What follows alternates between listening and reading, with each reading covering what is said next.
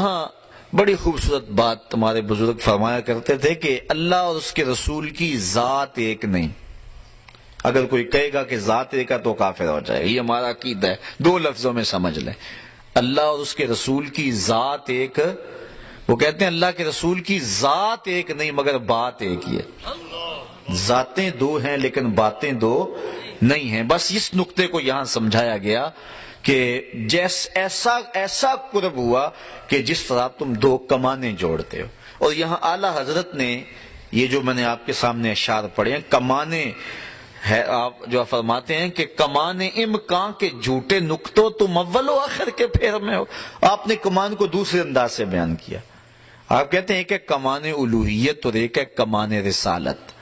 تو جب 2 کمانیں ملی نا تو اس طرح دائرہ بن گیا. کمان نصف دائرے کو کہتے ہیں نا. یہ اشکال ہے ریاضی کی. خط، مثلث، مربع، مستطیل، دائرہ، یہ سارے اشکال ہیں. تو اعلیٰ حضرت شکل بیان فرماتے ہیں. تو کہتے ہیں کہ یہ جب 2 کمانیں جڑی، نصف دائرہ کمان ہوتی ہے، 2 کمانیں جڑی تو کیا بن گیا؟ دائرہ بن گیا. اچھا آپ جانتے ہیں کہ جو خط ہوتا ہے یہ 2 نقطوں کو ملائیں تو خط بن جاتا ہے. الف بے 2 نقطوں کو جوڑیں کیا بن گیا؟ خط. مثلث بنائیں الف بے جیم، ان کو جوڑیں آپس میں تو مثلث بن گیا. مربع اور مستطیل کیا ہے؟ الف بے جیم دال. نقطوں کو جوڑتے جائیں. یہ انتہا ہے، یہ آغاز ہے. یہاں سے شروع ہوا یہ خط یہاں ختم ہو گیا، یہاں سے شروع ہوا یہاں ختم ہو گیا، یہاں سے شروع ہوا یہاں ختم ہو گیا. یہ میرا میز سامنے جو پڑا ہوا ہے یہ مستطیل شکل میں الف بے جیم دال کہہ لیں. الف سے شروع بے پہ ختم، بے سے شروع جیم پہ ختم، جیم سے شروع دال پہ ختم، دال سے شروع پھر الف پہ ختم. لیکن انہی شکلوں میں سے ایک شکل ہے دائرہ. جب دائرہ بن جائے تو پتہ ہی نہیں چلتا شروع کہاں سے ہوا ختم کہاں ہو رہا ہے. چونکہ دائرے پر الف بے جیم دال نقطے، اور اگر کوئی لگائے تو وہ جھوٹے ہوتے ہیں. اعلیٰ حضرت فرماتے ہیں سمجھنے والوں سمجھ جاؤ. فکان قاب قوسین. اللہ فرماتا ہے کہ جب یہ بن گیا دائرہ تو تم اب بھی میرے نبی کی حدیں تلاش کرتے پھرتے ہو. کمان امکان کے جھوٹے نقطوں تم اول و آخر کے پھیر میں ہو. محیط عربی میں دائرے کو کہتے ہیں. محیط کی چال سے تو پوچھو کدھر کو آئے کدھر گئے تھے. کوئی حد ہے ان کے عروج کی، بلغ العلا بکمالہ.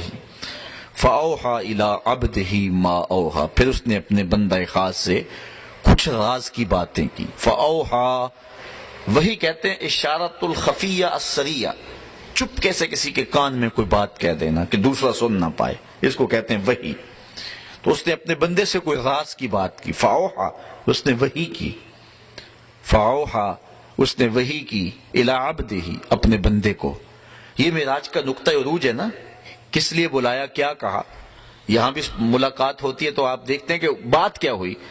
تو اللہ تعالیٰ اس کو بیان فرما. فاوحی پھر اس نے کلام کیا اپنے بندے سے. سارے کان کھڑے ہو گئے، سارے لوگ جو ہیں وہ متوجہ ہیں کہ سنیں کیا کہا. آگے فرمایا ما اوحی، تمہیں کیا لگے جو مرضی کہا. اس کو مبہم رکھا، بیان نہیں کیا. فاوحی یہاں تک بیان کیا. اس نے وحی کی الی عبدہ اپنے بندے کی طرف، بندہ خاص کی طرف. سارے کان کھڑے ہو گئے. کیا وحی کی؟ کہا ما اوحی، جو بھی کی جا کرنے والا جانے یا سننے والا جانے. تمہیں کیا لگے، تم اتنا جانو کہ اس نے اپنے بندے کو کچھ عطا کیا، کچھ دیا اس نے اپنے بندے کو، کچھ وحی کی. اور علماء فرماتے ہیں 70,000 اسرار تھے، 70,000 حکایات تھیں، اور جو ہے وہ 70,000 جو ہیں وہ احکام تھے جو اللہ تعالیٰ نے اپنے محبوب علیہ الصلوۃ والسلام کو 70,000 رموز، 70,000 اسرار اور 70,000 جو ہیں وہ حکایات جو اللہ نے اپنے محبوب کے سینے میں ودیت کی. اچھا ام المومنین سیدہ عائشہ رضی اللہ تعالی عنہا سے ایک روایت ہے، فوائد الفواد شریف میں ہے. کہتے ہیں ایک دن حضور علیہ السلام کا دریائے رحمت جوش میں آ گیا. مجھے کہا عائشہ جو مانگنا ہے مانگ لو، جو مانگنا ہے مانگ لو. میں نے عرض کی حضور اگر اجازت ہو تو اپنے باپ سے مشورہ نہ کر لوں. دریائے رحمت جوش میں ہے اور کہا جو مانگنا ہے مانگ لو. موقع بڑا اہم ہاتھ میں آیا ہے، تو اگر آپ اجازت دیں تو اپنے والد حضرت ابو بکر صدیق سے مشورہ نہ کر لوں. کہا جاؤ ان سے پوچھ لو. حاضر ہوئی دریائے رحمت جوش میں. محبوب نے فرمایا کہ عائشہ جو مانگنا ہے مانگ لو، مجھے بتایا جائے کہ میں حضور سے کیا مانگوں. فرمایا عائشہ حضور سے عرض کرنا کہ معراج کی قربت خاص میں اللہ نے آپ سے کوئی راز کی باتیں کی تھی، تو ان باتوں میں سے کوئی ایک بات بتا دیں۔ مانگا بھی تو علم مانگا اور کہا عائشہ سنو، میرے سے وعدہ کرو جو حضور بتائیں مجھے بھی آ کے بتانا۔ کہا ٹھیک، حاضر ہوئی۔ حضور نے فرمایا عائشہ مشورہ ہو گیا؟ جی حضور ہو گیا۔ کہا بتاؤ پھر کیا مانگتی ہو؟ کہا حضور معراج کی قربت خاص میں جب آپ گئے تھے تو اللہ نے آپ سے کوئی کلام فرمایا تھا؟ کہا جی۔ تو حضرت عائشہ رضی اللہ تعالیٰ نے عرض کی حضور پھر ان باتوں میں سے ایک بات مجھے بتا دیں۔ حضور مسکرا پڑے۔ اس بات پہ بھی مسکرائے ہوں گے کہ میرے یار غار کا انتخاب کیسا ہے، اور اس بات پہ بھی مسکرائے ہوں گے کہ اگر راز کی بات بتا دوں پھر راز راز تو نہ رہا، لیکن خود ہی پہلے وعدہ کیا تھا جو مانگو گے دوں گا۔ تو حضرت عائشہ نے عرض کی حضور مجھے ان باتوں میں سے ایک بات بتا دیں۔ تو حضور فرمایا عائشہ سنو پھر، جب میں قربت خاص میں پہنچا میرے رب نے مجھ سے جو خاص باتیں کی ان میں سے ایک بات یہ کی، اے محبوب آپ کی امت میں سے اگر کوئی شخص کسی شخص کا ٹوٹا ہوا دل جوڑ دے گا میرے اوپر لازم میں بغیر حساب کے جنت عطا کروں گا۔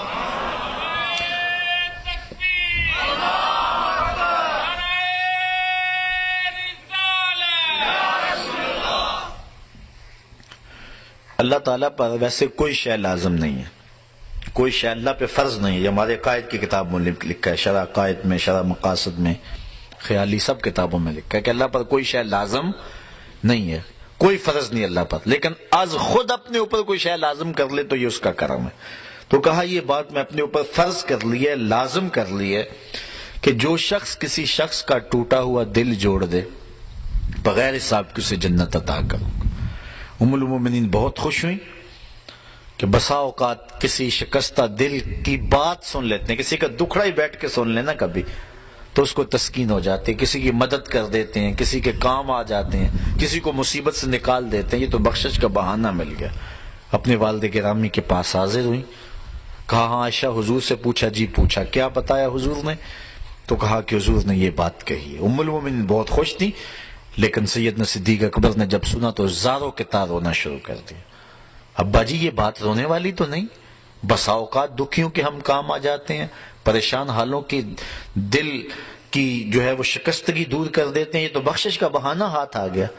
کہا عائشہ اسے معکوس بھی پڑھو، تصویر کا دوسرا رخ بھی دیکھو، اگر کوئی کسی کا ٹوٹا ہوا دل جوڑ دے بغیر حساب کے جنت میں جائے گا، اور اگر کوئی کسی کا دل توڑ بیٹھے تو پھر تو سیدھا جہنم میں جائے گا۔ اس لیے میں ڈرتا ہوں کہ ہم سے کسی کا دل نہ ٹوٹ گیا۔ آج کے معراج النبی کے موضوع پہ ہونے والے اس اجتماع سے یہ درس لے کر گھروں میں پلٹنا، ہو سکے تو کسی کا دل جوڑ دینا، لیکن کسی کے دل کی شکستگی کا سامان نہ بننا۔ میرے اور آپ کے آقا و مولا نے تو یہاں تک احتیاط فرمایا اپنے گوشت کی خوشبو سے ہمسائے کو تکلیف نہ دو، یا تو تھوڑا سا پانی زیادہ ڈال لو اور شوربے کی پیالی غریب ہمسائے کے گھر بھی بھیج دو، اور اگر یہ نہیں کر سکتے تو ایسے زاویے اور ایسے وقت میں کھانا پکاؤ جب ہمسائے کے بچے سو چکے ہوں۔ چونکہ بچے اٹھ کے ضد کر بیٹھے اور ماں باپ سے انہوں نے مطالبہ کر لیا، غریب ماں باپ استطاعت نہیں رکھتے، تو بتاؤ ان بچوں کے دکھ کا علاج کس کے پاس ہوگا؟ وہ کیا کسی نے کہا نا، دوپہر کو سلا دیتی ہے بچوں کو وہ اس ڈر سے گلی میں پھر کھلونے بیچنے والا نہ آ جائے۔ لیکن ہم نے ان لوگوں کے درد کو کبھی سمجھا؟ عید کے دن بھی بیوہ کا یتیم بچہ آلو چھولے بیچنے پہ مجبور ہوتا ہے، کبھی بسوں کے اوپر چھوٹے چھوٹے بچے پانی بیچتے اور کنڈکٹروں کے دھکے کھاتے ہوئے دیکھیں۔ یہ بچوں کے سکول جانے کا زمانہ ہے، لیکن ہمارا معاشرہ بے درد ہو چکا ہے۔ تو ہمیں کسی کا دل نہ توڑنا، کسی کے دل کی شکستگی کا سامان نہ بنا۔ جوڑ سکتے ہو تو کسی کا دل جوڑ دینا، کسی کی شکستگی کو دور کر سکتے ہو تو یہ ایک بہت بڑی نیکی ہے، اور یہ بندے کو کہاں کی کہاں پہنچا دیتی ہے۔ میرے اور آپ کے آقا و مولا کی مجلس لگی ہوئی تھی، ایک شخص سے کونے سے اٹھا، عرض کی حضور میرا بچہ گم ہے اور مل نہیں رہا، دعا کریں مل جائے۔ قبل اس سے کہ حضور دعا کے لیے ہاتھ اٹھاتے، مجلس کے دوسرے کونے میں ایک شخص بیٹھا تھا، عرض کی حضور میں ابھی فلاں باغ کے قریب سے گزر کے آیا ہوں، میں نے بچوں کے ساتھ اس کے بیٹے کو کھیلتے ہوئے دیکھا ہے. باپ نے سنا تو دوڑ لگا دی. آقا فرمائے سے بلاؤ. بلایا گیا. بہت جلدی ہے میاں. جی حضور آپ جانتے ہیں باپ کے جذبات کیا ہوتے ہیں. بچے کی ماں الگ تڑپ رہی ہے. ممتا کی ماری ہوئی ماں کو بھی قرار دینا چاہتا ہوں اور بچے کو دیکھ کے خود بھی آنکھوں کی تسکین کا سامان کرنا چاہتا ہوں. فرمایا ضرور جاؤ, تمہیں روکتا نہیں, لیکن ایک بات میری یاد رکھنا, جب باغ کے کنارے جاؤ بچوں کو کھیلتا ہوا دیکھو, اپنے بچے کو بھی پالو تو بچے کو بیٹا کہہ کے آواز نہ دینا, نام لے کے پکارنا. حرض کی بیٹا کہہ کے پکاروں تو حرج بھی کیا ہے, آخر میرا بیٹا ہی تو ہے. فرمایا تم بچھڑے ہوئے ہو اور تمہارے لہجے میں بلا کا پیار ہوگا, اور تم نہیں جانتے کہ ان کھیلنے والے بچوں میں ہو سکتا ہے کوئی یتیم بچہ بھی کھیل رہا ہو, اور جب تم اپنے بچے کو بیٹا کہہ کے پکارو گے اس کا دل چھدے گا, کلیجہ زخمی ہوگا, آج میرا باپ ہوتا تو مجھے بھی بیٹا کہہ کے پکارتا. یہ اسلام کا مزاج ہے. بیوہ کے سامنے اپنی بیوی سے پیار نہ کرو, غریب کے سامنے اپنی دولت کی نمائش نہ کرو, اور لوگوں کے لیے دل شکستگی کے سامان نہ کرو, لوگوں کے دل جوڑنے کی کوشش کرو. تو کہا عائشہ میرے رب نے مجھ سے جو باتیں کی ہیں ان میں سے ایک بات یہ ہے, آپ کی امت میں سے اگر کوئی شخص کسی کا ٹوٹا ہوا دل جوڑ دے تو میں نے اپنے اوپر لازم کر لیا ہے کہ بغیر حساب کے اس کو جنت عطا فرماؤں گا. اللہ تعالی ہمیں اس معراج کی برکتیں اور حضور علیہ الصلوۃ والسلام کے سفر کا نور نصیب فرمائے. معراج کا ایک اور تحفہ جو خاص طور پہ حضور علیہ الصلوۃ والسلام لے کر کے آئے, چونکہ یہاں سبحان اللہ زیاسرا بے عبد ہی ہے نا, یہاں عبدیت کا لفظ استعمال کیا گیا. ملا جیون جو کہ اورنگزیب عالمگیر کے بھی استاد ہیں, انہوں نے تفسیرات احمدیہ میں لکھا ہے کہ یہاں عبد ہی کا جو لفظ استعمال کیا ہے, یہ لفظ جو ہے وہ کیوں استعمال کیا گیا ہے, تو آپ نے اس کی کئی وجوہات بیان فرمائی. تو ایک وجہ یہ بھی بیان فرمائی کہ یہ حضور علیہ السلام کا خود پسند فرمودہ لفظ ہے. وہ کس طرح کہ جب معراج کی خلوت خاص میں پہنچے تو جس طرح حضرت عائشہ سے حضور نے پوچھا نا کہ عائشہ جو مانگتی ہے میں دوں, تو اللہ تعالیٰ نے کہا بما اشرفک یا احمد, اے پیارے محبوب میرے پاس آیا, بتا تجھے کس چیز سے نوازوں, تجھے کس چیز سے نوازوں. تو حضرت نبی رحمت صلی اللہ علیہ وسلم نے جو مانگا اس سے کسی شخص کے سوال سے نا اس کی ذہنیت کا پتہ چلتا ہے. کوئی آپ کو پوچھے کہ کوئی سوال کرے کہ جب میں اس سوال سے آپ اندازہ کر سکتے ہیں نا کہ یہ شخص کیا چاہ رہا ہے. دولت مانگے گا تو آپ سمجھیں گے دنیا کا بھوک ہے, کوئی عہدہ مانگے گا سمجھیں گے شہرت کا بھوک ہے. تو انسان کے سوال سے اس کے ذہن کا پتہ چلتا ہے. اس لیے وہ کیا کسی شاعر نے کہا تھا, میرے سوال کی عظمت تو دیکھ ہے ساقی, میرے سوال کی عظمت تو دیکھ ہے ساقی, جام نہ دے حسن طلب کی داد تو دے. یعنی سوال سے پتہ چل جاتا ہے کہ یہ شخص کہاں کھڑا ہے. تو حضور علیہ الصلوۃ والسلام کے سوال سے آپ اندازہ لگائیں کہ حضور کی عظمت کیا ہے. اللہ اکبر. تو کہا بما اشرفک یا احمد, پیارے بتا کیا تجھے تھی.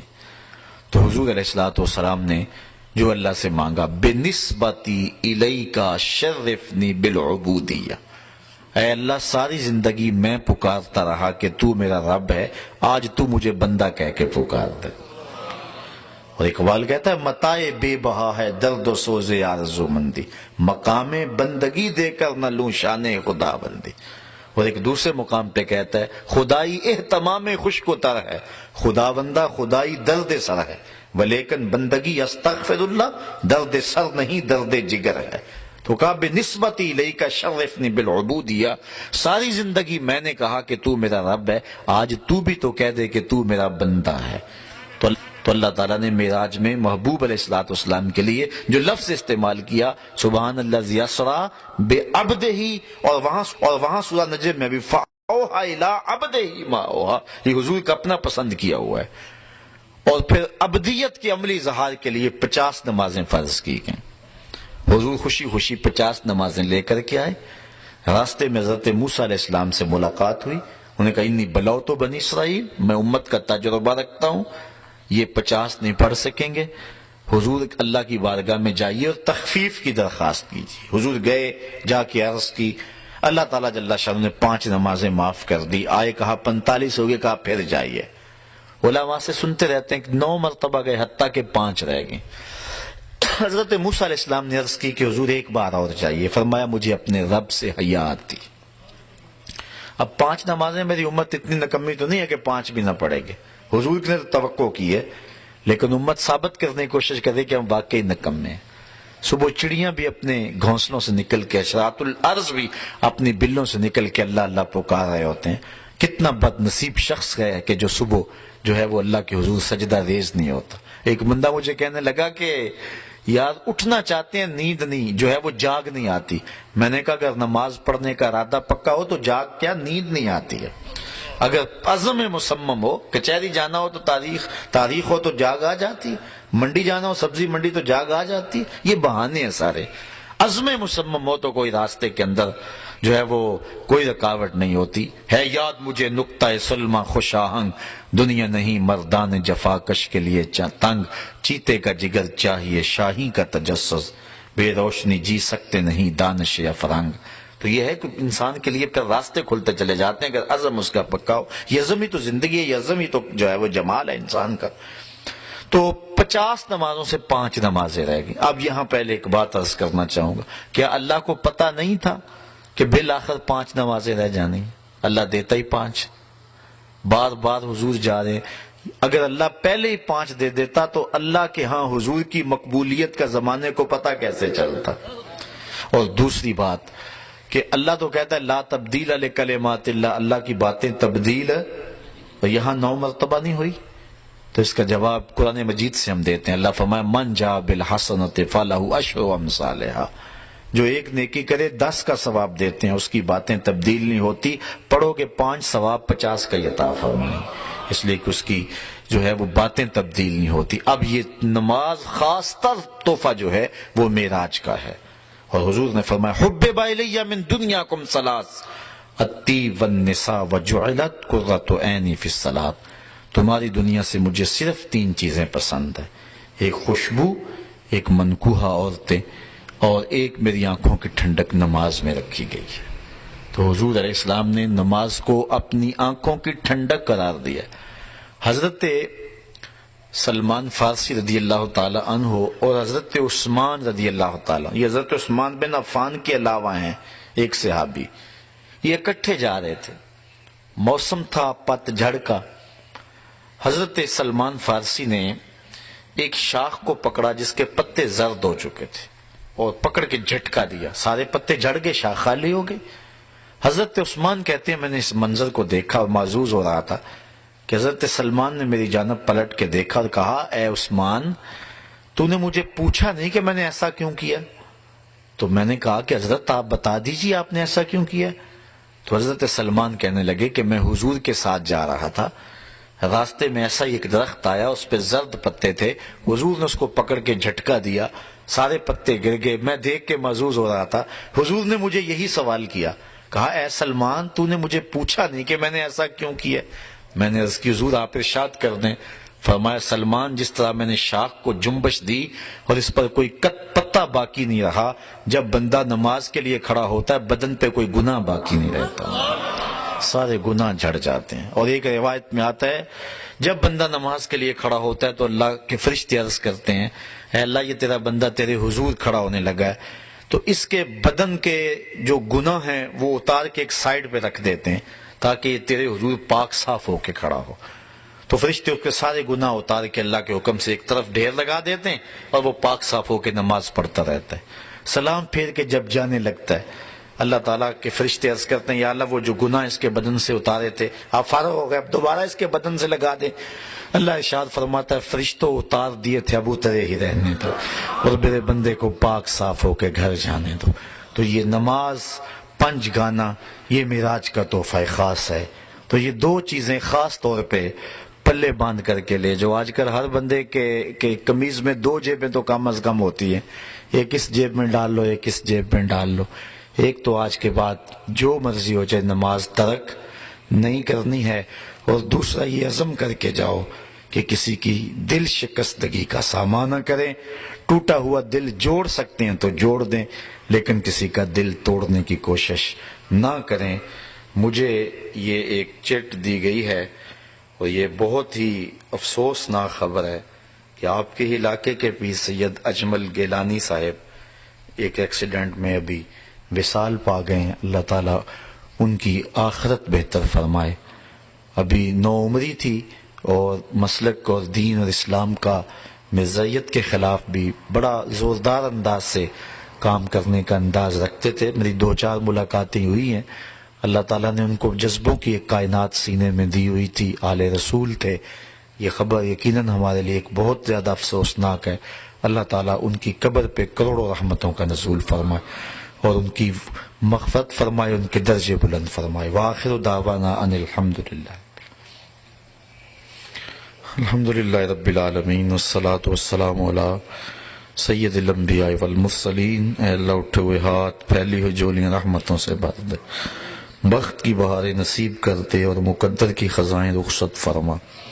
جئیں تو تیرے لیے، مریں تو تیرے دین کے لیے، اور زندگی کی آخری سانس تک تیرے رسول کے وفادار ہیں. اے اللہ ہمیں 5 گانا نماز با جماعت کی توفیق نصیب فرما. اے اللہ لوگوں کی دل شکستگی سے محفوظ فرما، کسی کا دل جوڑنے کی توفیق نصیب فرما. اے اللہ ہمارے باطن ستھرے کر دے، روحوں کو پاک کر دے، خیالوں کو طاہر کر دے، سوچوں کو نور دے دے، من کو اجلا کر دے. یہاں جتنے لوگ دور و نزدیک سے آئے ہیں کوئی بھی خالی نہ پلٹے.